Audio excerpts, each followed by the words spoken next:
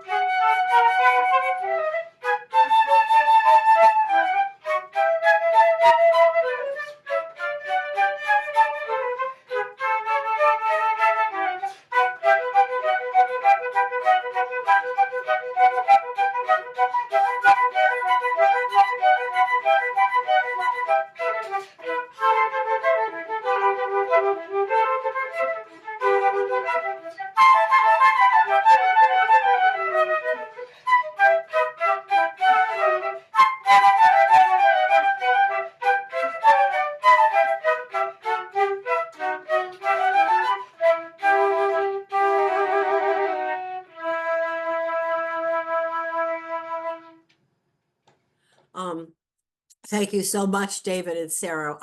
That was beautiful and a lively beginning to our service. Once again, I'm Cheryl Welsh-Charrier, your platform assistant. And we have already heard David and Sarah, and we get to hear our beloved Reverend Sandy later on today. And now for our centering prayer, which is called, I Walk by Faith. Faith is my key word today. By faith, I stand firm. By faith, I meet life courageously and confidently. By faith, I see beyond appearances to the underlying good. By faith, I overcome every limitation. By faith, I know that God's power in me is greater than anything I may have to meet or overcome, that God is greater than any condition or circumstance. By faith, I am fearless and free. Faith dispels fear, for faith knows the nothingness of fear. Faith reminds me that God is the only presence and power in my life. By faith, I am kept steady and calm and trusting. By faith, I am assured that with God there is always a way, that with God there are always right answers. By faith, I live each day joyfully and happily. By faith, I walk in the light. By faith, I am shown the way of my highest good. By faith, I am healed. By faith, I am blessed. By faith, I know that I am a spiritual being. And so it is. And now more special music with David and Sarah. This is the third movement from the Sonata by Johann Christian Schultz, and it's the Adagio movement.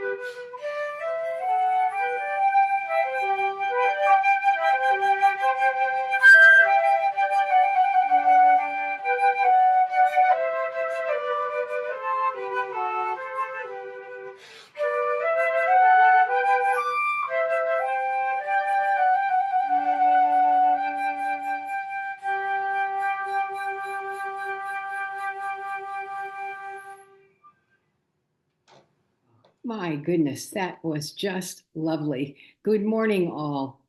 Always so wonderful to be with you, and just to uh, have absolute faith that we are going to co-create, as we are doing right now in this present moment, um, a demonstration of our collective faith in God, as well as our understanding that that faith emanates from God through us and is demonstrated from us.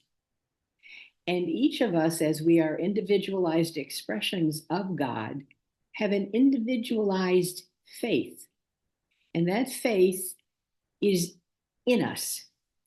And it is from that centering of God that we do in the faith that we have of God, in God, that we proceed in the great experiment in life. And some of you may say, what is she talking about? Well, that's usually how I get my usual first off the dock attitude from the boaters in the lake. And it can be incredibly simple once we understand the faith that we have and how that faith is actually demonstrated. In other words, I'm going to ask you a question, and let's start at the beginning. Do you believe in God? Plunk. I'm not looking for an answer. It's not my answer. It's your answer. And the reason I'm starting right there is that is the beginning, and God is what I'm going to use, and I say this more often these days, as whatever it is that you think is greater than yourself in the aspect of a God, a being, a mind, whatever it is you call your God for today and for this particular time together. I'm going to use God as the overall verbiage for that. So if it's a higher power, you think higher power, if that's what you choose. If it's mind, whatever it is, you choose what you have. If it's energy, whatever. But for right now, for this discussion, I would like us to start at the beginning, and the beginning is literally creation. And let's start with our creation, both individually and then collectively we can get to a little bit later, since we all haven't walked together from the get-go, so to speak, and yet we have as human beings, as spiritual beings as well. And what we are having here is a spiritual and a human, and note I said and, human co-creation of what it is that we think our faith is. And I will always and forever remind you that faith is by no means out there. We begin unity all the time with the clear, usually, understanding it is all a within, an inside job, as the kids say. There ain't nothing out there, okay? And yet we repeatedly go down the path of God out there. Okay? And that's part of our humanity, which can't seem to get the full picture. We work hard at it, and it's dependent upon our faith. And do you believe, first off, is there a God? And where is that God? Do we need to know? Well, we'll contemplate that another day. For right now, I'm still back with you on, do you believe in God? And the reason I'm back there, and I say back only as it's the beginning and really the end, as you know, it's the beginning and the end of where we are.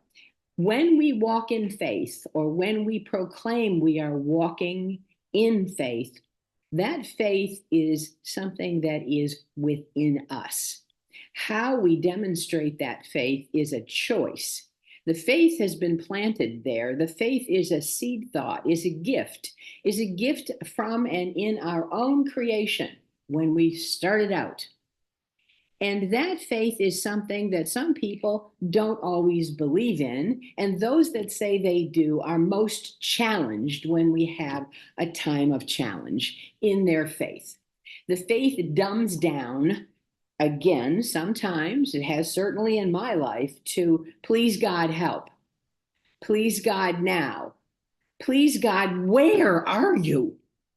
And it's usually when I'm highly emotional, very exercised, or when there seems to be no sunshine.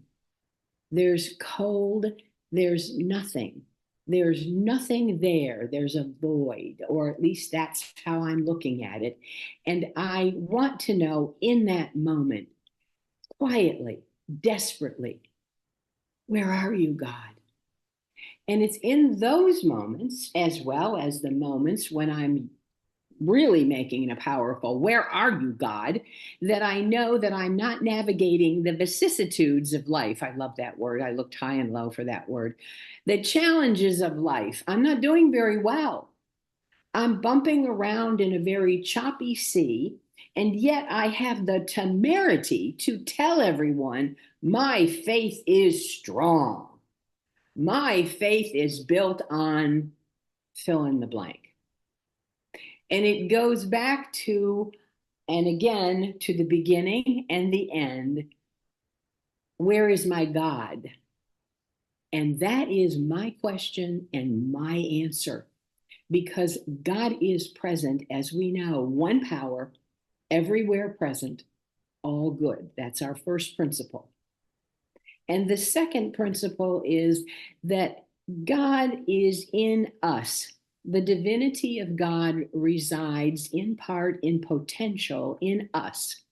And Jesus said very clearly, if you can believe, starting with that, then it will be done unto you, and it will be done unto you as you believe. So when I'm wandering around a dark hallway or a pit, what happens if I can believe? Where is my belief? I see lots of unbelief. And then it will be done. If I can believe, or if I'm in my unbelief, it will be done unto me as it and as I believe or don't believe. So many times I'm going to say this again because it is the heart of faith. It is, if you can believe, then it will be done unto you. If you have a faith that can move mountains, by George, you will move mountains. And if you have a faith that believes mountains will crush me, then you have a faith of crushing mountains and unbelief. And you also know that life will be done as you believe.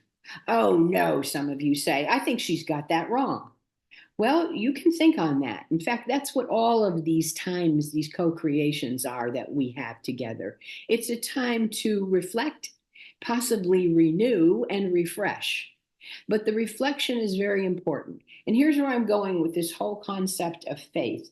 Faith is ours to unlock. It's a gift that was given early on, before life as we know it.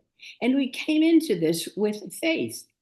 We choose whether or not we receive the gift of faith. It's kind of like the grace affirmation that was said today that Cheryl wrote. The whole daily word is grace. Grace is a gift as well. But today, for the interests of those of us that have in faith, and those of us who kind of throw the word faith around like this, I wish I had more faith. Like we're waiting for God to show up with the faith bus and get off and give us more faith. The way you have more faith is, where is your belief? Do you believe that faith resides in you? Do you believe that God resides in you? Do you? Have you accepted that first principle? Many of us will accept it maybe 10, 15 years ago, but do we go back to make sure, to round it out, to put it to the proof? Now, I know there are people in Unity who don't want me to say, put it to the proof. I put it to the proof all the time because it's like our fifth principle. It has to stand, and as the kids say, have street cred. If you're flipping around on principles that are just flipping, have no depth, have no substance, and you kind of believe them, and faith can be one of them, then you're doing yourself and our world, frankly, a disservice, because you are plodding around on eggshells and calling them hard-boiled. If you get what I'm saying, faith requires discipline. Oh, you say, well, that's kind of new. I've heard practice. No, faith requires discipline, my friends. If you have a faith that can move mountains, you talk to those people that have faith that move mountains because they believe they can move mountains. You see, it's not just an esoteric discussion. It's an understanding, it's a knowing, it's a faith that mountains can be moved. And by the way, that is not an odd miracle. It's not a miraculous thing. It's not magic. It is done with faith. Now, when we talk about faith, the faith that I'm talking about is a positive faith. It's a faith that says, I am faithful to the positive, to the good of God in me. And I will demonstrate by walking that faith, the good in me. I will not allow self-doubt, limiting thoughts to come into and stay in my mind, my heart, or my very soul. They will not make up my faith. They may come in fleetingly and they are told to leave. My faith will not allow that to stand. Do they come again? Of course. And will they come again? Of course. Is your faith tested? Of course. Is it going to be done again and again and again and again? Yes. That is how we learn. We learn from the mistakes that we make when we do not have the discipline to strengthen our faith always. Always. It's a 24/7 thing.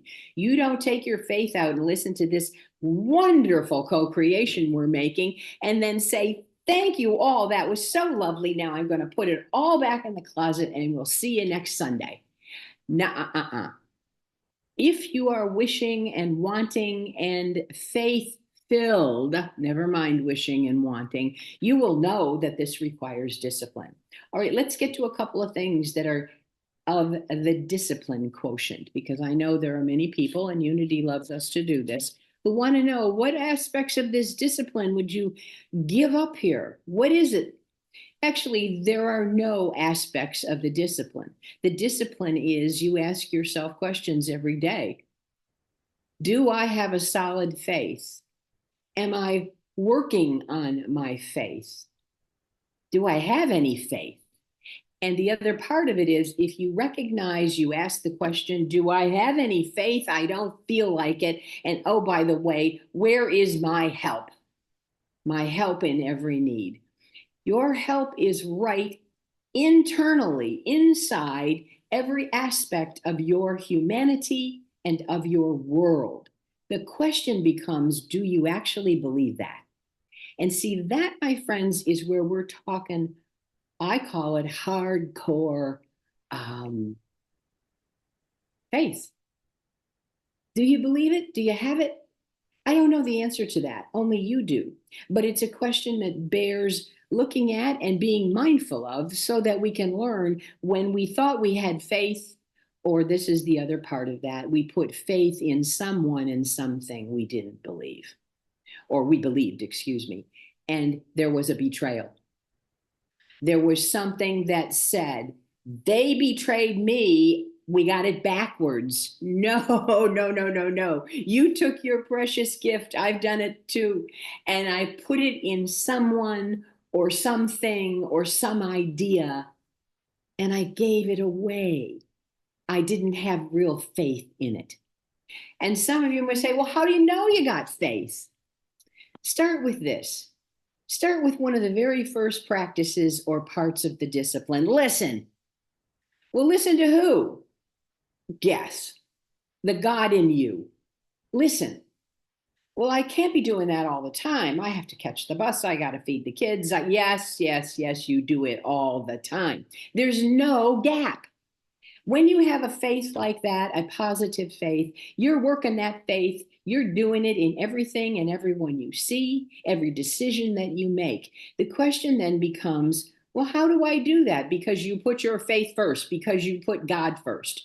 You know the old expression, when you have a decision to make, when you have something to say that you think is important, go to God first. Go to God first. And you'll be ending up like me sometimes. I talk to God all the time. And sometimes it's out loud. And my fellow human beings will look at me like I have, lost a marble. No, I've gained faith. I haven't lost anything. I've gained a strength of faith. So listening is very important. And you don't, friends, please know this. And this is not meant as no aspiration here, aspersion, excuse me. Prayer is wonderful. That is our connection to God. And we say, I do it myself, go into the silence. Do you know that the silence walks with us? You can listen and be still when you're paying the bus fare, or when you're getting in your car, or when you're trying to tell your child to please be quiet. Someone's listening. The silence is there. And here's the other neat part of it all.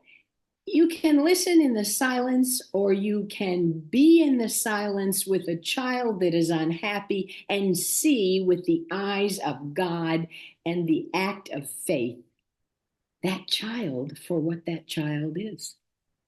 It's not just a child that may be unhappy. You see it with your faith, and your faith is of God. So faith is not something we go find. We don't store it. We don't get credit for faith. That's another area that we human beings always want the credit for being faithful. You don't get any credit for being faithful. You get a life that's boundless with freedom, with joy, because you go and are of God. And any faith that you do, be it good works, whatever, is of God. It's of you. How can it be of you and God? Because God is in you. And that's very important. Now, here's the other three practices, if you will. Once we've got the hang of listening, and listening on the fly, listening at the corner, listening in the silence, but listen to God. How do we know it's God? I will tell you that intuition is a very good start. Will I tell you it's always the answer? Well, what are you asking? Are you asking if you can turn left at the end of the street? Are you asking if you should buy the yellow car or the pink car? Oh, come on, folks. That's an immature kind of faith. What is your question, and are you listening for the answer? And do you expect the answer to come immediately? Try again. But listen, the answer is coming in God's time. This is a similar theme that I've spoken to you about before. Here's the second part. You trust. Oh, you say to yourself, that's not new, Reverend Sandy. We've been talking about trust all along here. Yeah. Are you doing it? It goes back to the whole thing of, do you believe in God, or whatever you call God? Trust is very important when you have faith. When you say, I am going to trust that this will manifest, I'm going to trust that this healing will take place, or this relationship will be healed. Could be physical, could be emotional. Do you really trust? Or are you just doing the bank shot, as I call it? You're just kind of banking it up, shoring it up. You figure if you use the word trust, it'll make it okay. It'll get you a little bit further down the lane. No one's kidding anyone. Trust is trust. You feel it, you don't feel it. You have it, you don't have it. And remember, it works both ways on the spiritual pendulum. You can trust someone that will betray you. You can trust someone that will support you and honor you and respect you. And how do you know who to trust? Don't take it upon yourself to make that decision. Go to God. Take your faith with you when you go to God, and ask the question and wait for some response in God's time. The other thing I would ask you to do is consider depending upon God. When you have a decision to make, when you have maybe not even a decision, maybe it's something you're going to do with your life and you've already started it. Do you depend on God for support? Do you know that God is ever present? And I'm asking you this as a means of strengthening your faith, not as a means of asking simple question and answer. This is all part of your faith. And then lastly, are you waiting? Are you waiting on God? Meaning, were you fully present when you listened to God, the God in you? Were you fully present in the trust? Do you depend that there's a living spirit, universal spirit, that wants only your good? And are you willing to wait to clearly understand that and not have to have the answer right away? Those are questions that are huge, but they're questions when we have discipline that we can be asking all the time to strengthen our faith and to come forth knowing that even when we have challenges, call them failures, doubts, unhappiness, that there is a never-ending eternal possibility that we can have faith in if we choose, if we believe, as the expression and the Bible verse goes. If you can believe, it will be done as you believe. So if your belief is kind of, left over from years gone by, maybe needs some work, as in, what are you practicing? And practicing can be, what are you thinking? Some of us get off on the high wire of, we see something that we don't like, and out of that first interaction comes a lack of faith that's demonstrated by limits on how we think about either a person or a situation. For instance, the old phrase, oh, that's not going to work. What does that get you? You may say, well, it's not going to work, and it may not work. You may be, quote, right. Feel better? Is your faith stronger? I doubt it. You got credit, which is very human, but have you strengthened your faith by practicing? I'm not sure how that might work, but here's an idea that I might be able to contribute so that it succeeds. You can do that kind of thing in family situations. You can do it in church. But very often we just put all that spiritual understanding, that faith in who we are and what we have aside, and go the human side because sometimes it's just flat out funny. You're not doing funny here, folks, unless you can put it in spiritual context, or at least I'm assuming that. Now, some people will say, I like funny. Funny's good. Come on, it's not about the funny. It's about your faith. Where is your faith?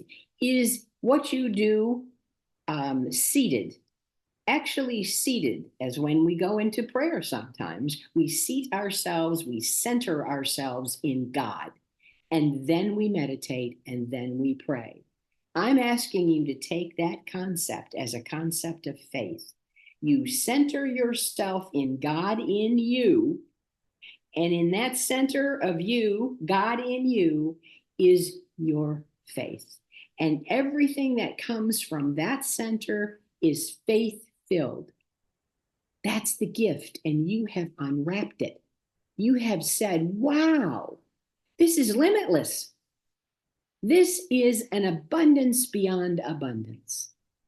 And if you can do that as your life seems to have challenges, you will soften those challenges. You will see that that is an opportunity that if you practice it, if you listen, if you trust, if you depend, and if you wait on the God of your being, you will have the faith of your being, and you and our world will be much better for it.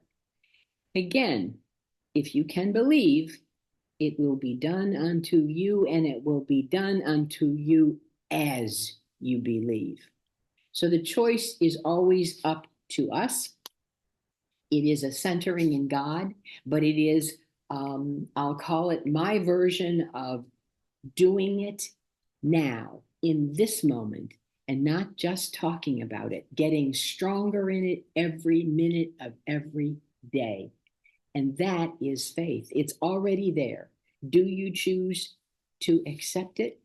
Do you choose to see that it is already an unconditional gift, and it's your gift to give unconditionally as you move forward in life for all of us? The benefits are enormous. And so it's not just the fact that I have faith or you have faith. What does that say? Nothing. Do you have a living faith that you are walking in, that you see? I am a person of faith. Do you know that expression? And do you have people that say to you, you just know she has so much faith? How do you know? And I'll just say this, just in honor of our music. I was reading this the other day, but it deals with faith too. But many of us and many of you go to concerts, to events. You're wonderful music lovers. We have beautiful music here with us today. And you may go to see a certain artist. You may go because you like the venue. You may go because you like the music. But when you go, what happens is there are moments in the expression of the Christ in the musician and the Christ in you that allow one to give oneself back to you, and you give oneself back to them. If you believe that, you have an experience of faith that is yours, that is precious, and that is never ending and unique to you. Next time you go to any kind of artist, music, whatever it is that's precious to you, wait for the God experience that comes from the faith that you have in the God of your being. And so I bless you. I thank you. As always, I thank you. And I'm grateful to be in your presence. Amen.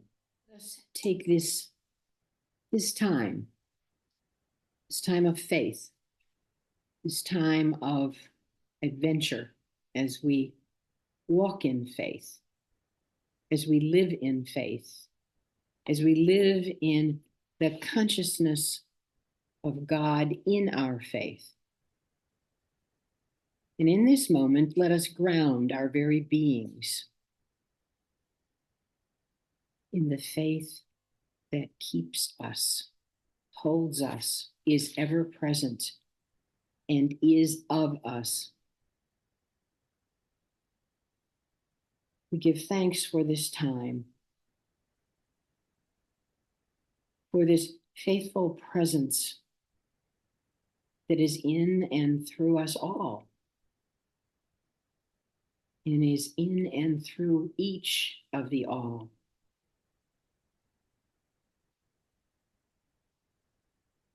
It is a time of deepening our unconditional faith and our unconditional love in God and in ourselves.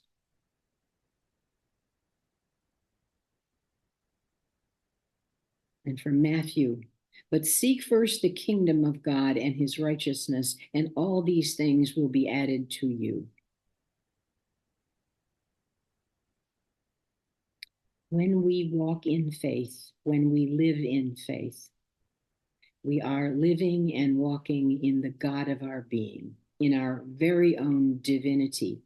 The gift of faith is understanding. We are divine and we are human. And the gift of faith allows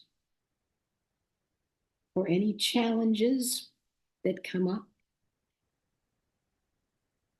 to be utilized to walk further in a life of unconditional love, hope, and faith. Knowing that the God in us is the faith of us if we believe. And so our practice as we move forward this week will be simply to start with listening, a deep, abiding listening, and to trust, and to depend, and to then wait.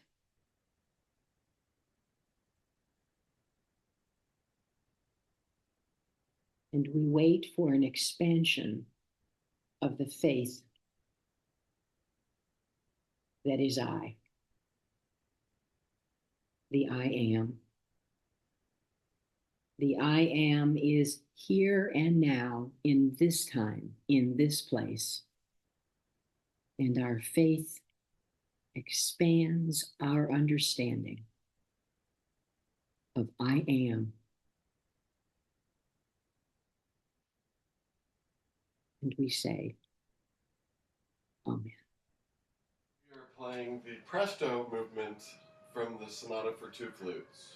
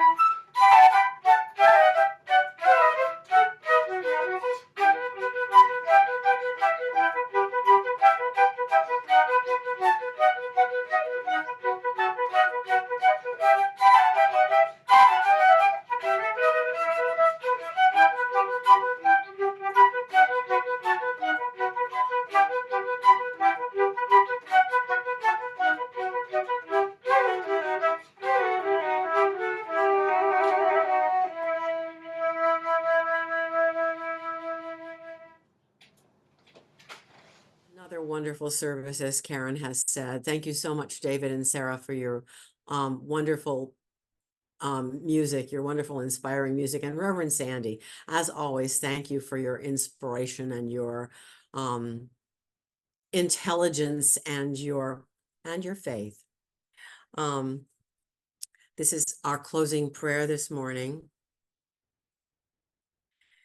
In this moment, I breathe the breath of God. I remember my divinity and honor the divinity of all humankind. I express God in my unique way, trusting my inner guidance. With a grateful heart, I nurture my divine self as I grow ever more greatly into my Christ spirit. And so it is. And I think Margaret is going to sing us out this morning. Yeah, we're going to sing each other out this morning. Okay, Jan is going to put Let There Be, or Karen, Let There Be Peace on Earth. Please join with me. Let there be peace on earth, and let it begin with me. Let there be peace on earth, a peace that was meant to be. With God as creator, family are we. Let us walk with each other in perfect harmony. Let peace begin with me. Let this be the moment now. With every step I take, let this be my joyous vow. To take each moment and live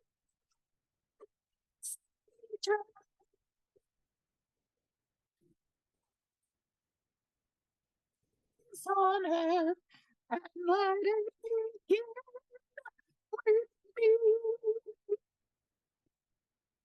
The light of God surrounds us. The love of God enfolds us. The power of God protects us. The presence of God watches over us. Wherever we are, God is, and all is well. And that's the truth.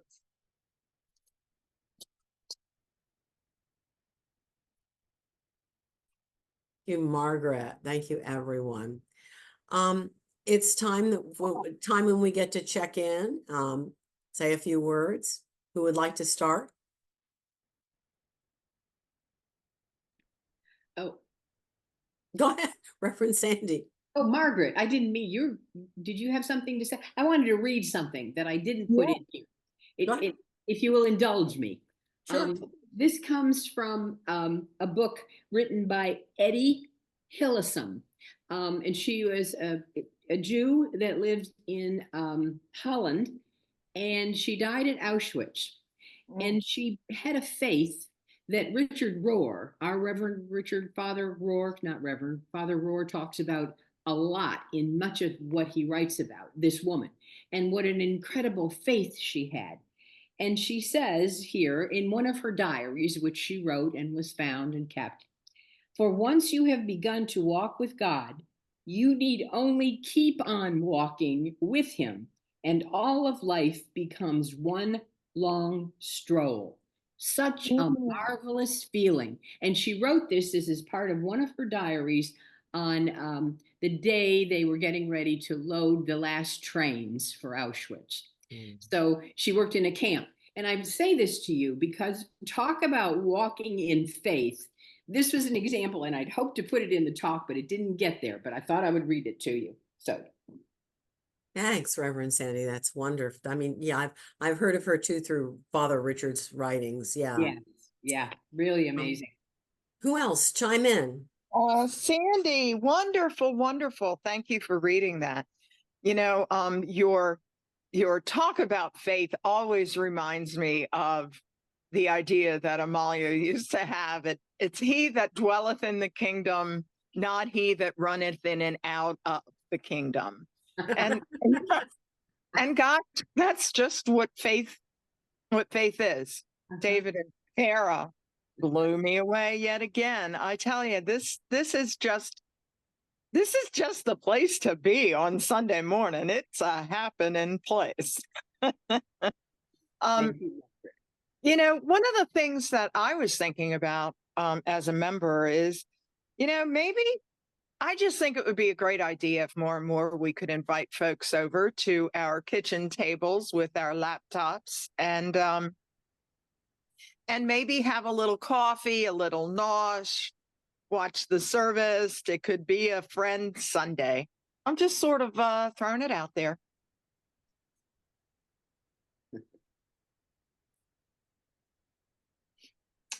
I'm gonna chime in now, like I always do. But anyway, I want to thank you, Sandy. It was great. One thing that came to me, you know, that I always think of in times of stress or, you know, crisis, you said, "Where is God?"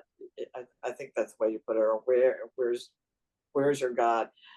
And I always have to think to myself, no matter what I'm going through, God is here. God is here. And that's what helps me through. So I liked your bringing up that whole idea of where is God, you know, so thank you very much. And David and Sarah, I really enjoyed your music. As beautiful. It went really well with the talk, and it was just really wonderful to hear your flute music. And Cheryl, those were beautiful prayers. They were beautiful prayers. So thank you for sharing them. Okay. And I am going to get off. So I will see you guys. Bye. And Sylvia has her hand raised. Oh. so much, Yvonne. This was such a Good wonderful. morning, everyone. It's lovely to see all of you. Often I'm here behind a black screen. I know well, first of all, Sandy, thank you. Thank you, thank you, thank you. You know that I always love hearing you and listening to you. And today was one of those serendipitous days where, although it happens every time, but it's exactly what I needed to hear, and I appreciate it. And then just Margaret and Sandy, Reverend Sandy, you made me think of a quote that I'm so fond of, a Meister Eckhart quote, where he says, "God is at home. It's we who have taken a walk." And I remind myself of that as I walk every day. But anyway, it's lovely to see all of you, and I'm always so grateful that I've had so many years with Unity DC, and I confess I still call it Community on the Hill, partly out of habit and partly out of stubbornness, but you're all part of my path, and I'm very grateful. So thank you. Thank you, Sylvia. Good morning, everyone. Sharon, we can't hear you well. Is your microphone covered or? Can you hear me now? No, you're very muddy. I tested my video before I got on. Your video's good. Your audio, we have a very hard time hearing you. Okay, hold on. Let me see if I can do something. Can you hear me now? Not so good. That's okay. I have to work on it because earlier when I had a Zoom call, they could hear me. So I need to find out why you can't hear me on yours. If you want to share a message, Sharon, you can type it into chat and we'll all see it that way. No problem. Okay, thank you. Good to see you, Sharon. Reverend It's Sandy. funny you talked about Koth and Amalia. Last night I had a dream. I don't remember the exact circumstances, but I was describing Amalia to somebody and her teachings. And I said remember saying she was this little woman, but she was very charismatic. And I guess I can't remember the exact circumstances, but I was thinking about Amalia.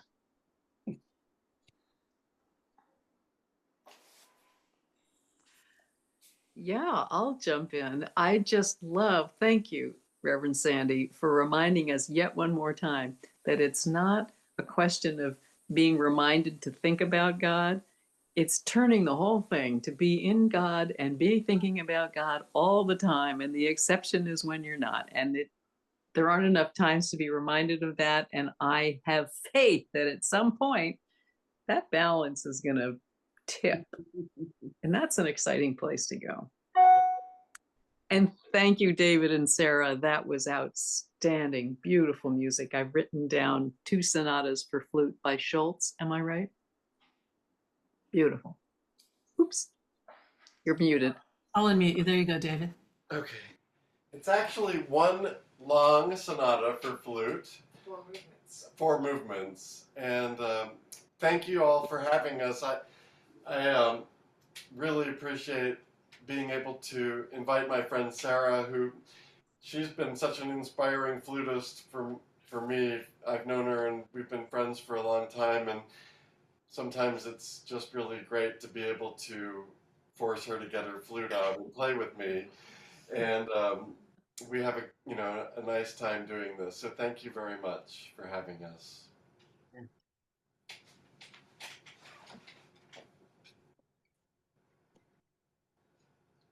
Quite amazing. I'll chime in too.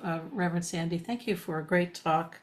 And Dave and Sarah, always a pleasure to have you with us. And I was reminded from your talk today, Reverend Sandy, that someone once told me or said to me, "You're so disciplined." I said, like, I am the least disciplined person. I'm very not disciplined. And oh, you go to your church every week, you go to your Course in Miracles, meeting every week, you you go to your A meetings all the time and Al-Anon, and I just had to like go, wow, really? Wow. I just was so perplexed with this. And finally, I think I was listening, and what I heard was that I have great devotion. I have not so much discipline about things. And I just took a moment to look up discipline. And the definition is the practice of training people to obey rules or a code of behavior, using punishment to correct disobedience, or to train to obey rules or code of behavior using, and I'm like, I don't think I got discipline as a child. It was very kind of just, please get out of my hair and go away kind of. So anyway, I'm grateful that there are many paths to this same walk. And it was a very Course in Miracles talk for me, because Choose Again is such a key element of the Course, and learning to listen is the choice. And it's a choice to listen to to God. That's the term I use, and to trust. That's where my book binding is broken, on the chapter on trust. I should sit and share that with you sometime. I'd love to do that. And I just love sharing this walk with this community. It just means so much to me, and it's so precious to me. And I know Sandy and Allison and Paula are in Greece.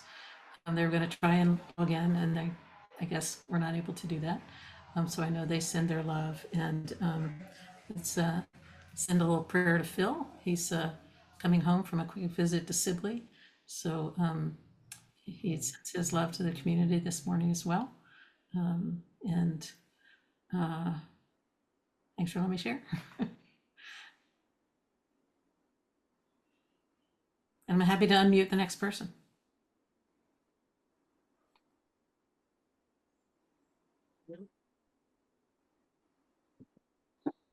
Are we done?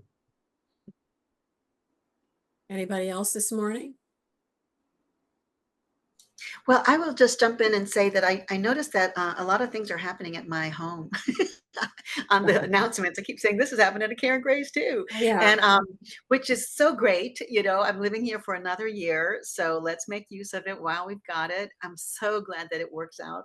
And with all of it, including the picnic, bring a friend. Let's bring more friends. That would be fun. Actually, I'll tell you, some of you know, last Sunday we had Dorothy's birthday party, celebrating a couple of weeks late, because at the time of her birthday, it's the middle of summer. People are all on vacation. Some years she's not interested. We don't do anything. This time we had about 17, I think, kids here. Dorothy's idea was a sandwich party, which everyone thought, yeah, great sandwiches. And we set out all this stuff, and Randall, Dorothy's dad, was here handling the panini press, and it was super fun. And it just made me feel like, this is kind of a humble apartment, but it's kind of really works out well for gatherings. So everybody, please come.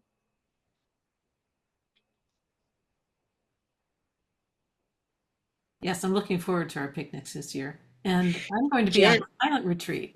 Yes, I know. So Jan is going to get picnicked instead of picnicking everybody. Jan is usually doing so much prep. This time, Jan will do no prep, and we will all provide a picnic for Jan for a change.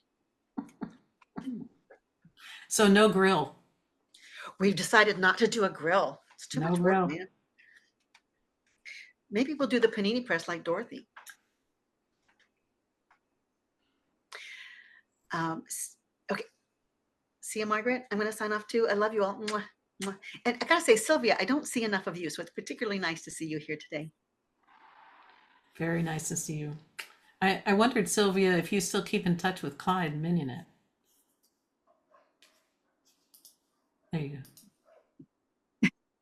Yes, I do. In fact, Clyde just called maybe 2 weeks ago, and they're both just so happy in Atlanta. It was probably the best move they could have made. And so they're settled, they're happy, they send their best wishes to all of you, and here we are. If you have their address, I'd love to get it. I do have it. I do. Great.